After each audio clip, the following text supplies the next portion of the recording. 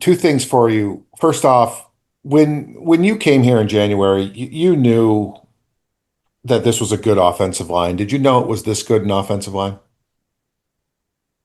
I knew they were really good.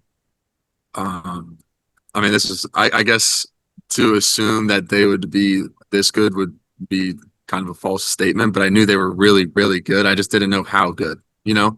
And I think the longer that I was here and the more I watched them work and the more I watched them put time into their craft and their technique and film and everything, I slowly started to put the pieces of the puzzle together and realized just how good they were going to be.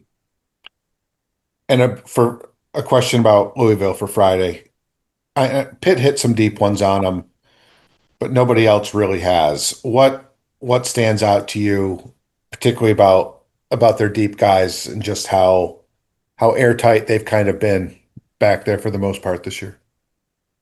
Yeah, well, they're primarily a one high team, which again, it's a lot more difficult to, hit those big post balls or deep shots with teams like that are kind of playing over the top and like almost kind of like an umbrella a little bit for the most part. But, Pitt was able to, hit some deep shots, which were A, really good balls and I mean, B, really good routes by wide receivers. They made plays, right? Is what you have to do against a defense like that. This is one of the better defenses, if not the best, in my opinion, that we've played just based off of what they do and how they challenge you, and also the players that they have.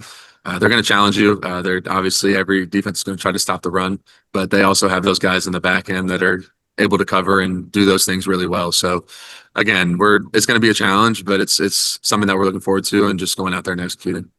Thank you. All right, Luca, we'll go to you and then Jordan. Carson, how you doing, man? Oh, good. Just wanted to go back to the O line real quick. They've been really good this year at keeping you, from feeling pressured, keeping you in your pocket. Why does that grow your confidence kind of as a quarterback to know you got those guys blocking for you and, it's excelled in your numbers so far this year?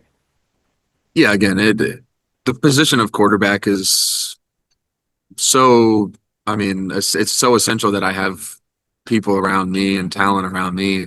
And to have that O line it's been awesome this year. I typically get the ball out very quick, right? That's just something that I've always done, I think, in my entire career. But now there's a little extra time. So there's some things that I may be able to do or hang on something a little longer before I get down to a check down or have to get down to this route or go through my progression a little bit quicker. I can hang on a couple things a little longer. And obviously that depends on what the defense is in as well. Are they pressuring? Are they are this, that, or the other? Right? I could keep going all day about what a defense could do to you. But again, it's been really comforting. And again, that the run game is what really stands out, and especially with those backs. But the O line's been working their tail off this year, and they've been playing really, really well. It's been really impressive. All right, Jordan, we'll go to you and then Matt.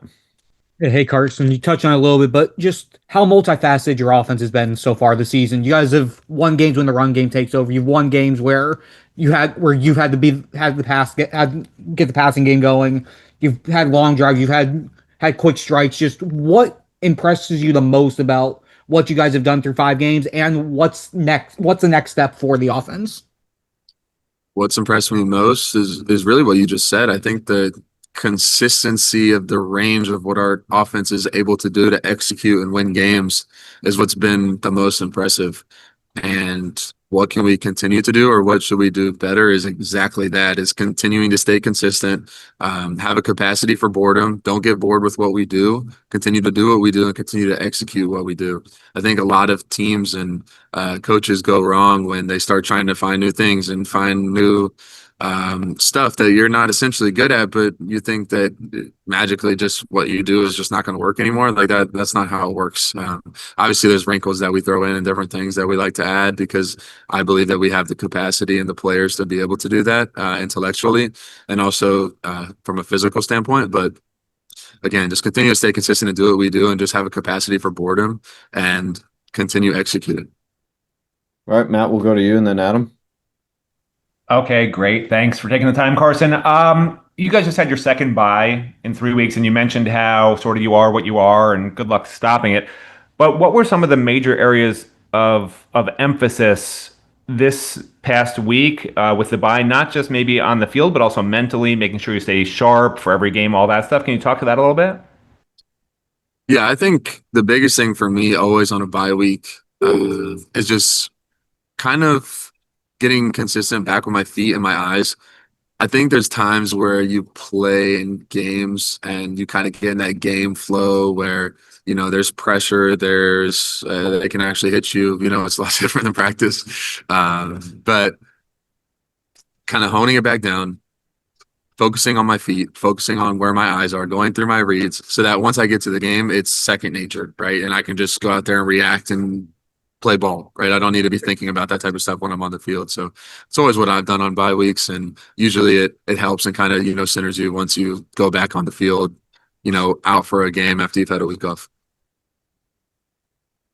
All right, Adam, we'll go to you, and then Andrew, you'll wrap us up.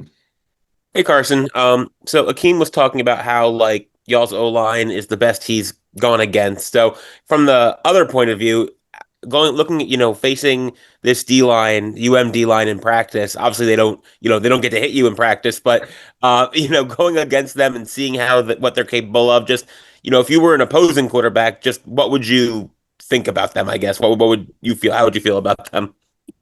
Well, yeah, I'm glad they can't hit me.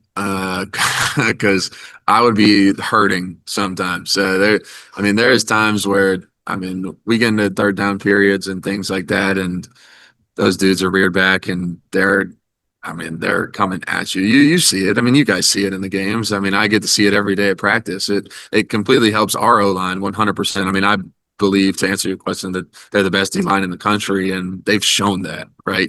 They've shown that. And obviously paired with our back end, they go hand in hand. So again, our defense have played really great this year.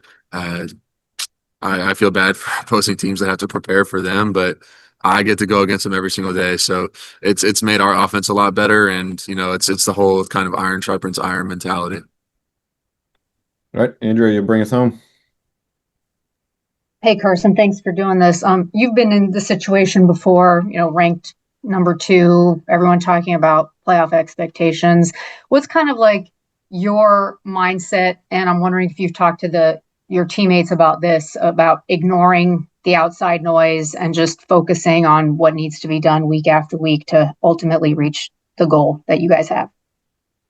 Yeah, I've been on championship teams and I've been on teams that have been top 5, number 1 in the country. It means literally nothing. And not even speaking about the past, but speaking about right now, and what I try to, communicate and get across to these guys is, well, these same people that are telling you you're the best and good, telling you that we were going to go 8-4 and we were going to suck before the season.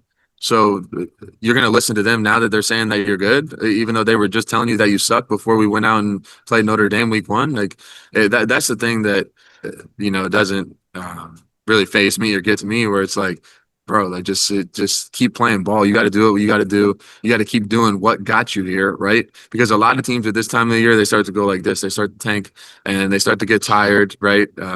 It's just it is what it is. The season is long, and you play a tough physical style of ball, and that can be difficult to continue and not get complacent, right? So everything in this program right now is focused on not becoming complacent, staying consistent, keep doing what got you here to this point, and continue to go out and execute on Saturdays. Obviously, we play on Friday this week, but normally it's Saturday. So that's kind of the message around this team, and that's what we're going to continue to do.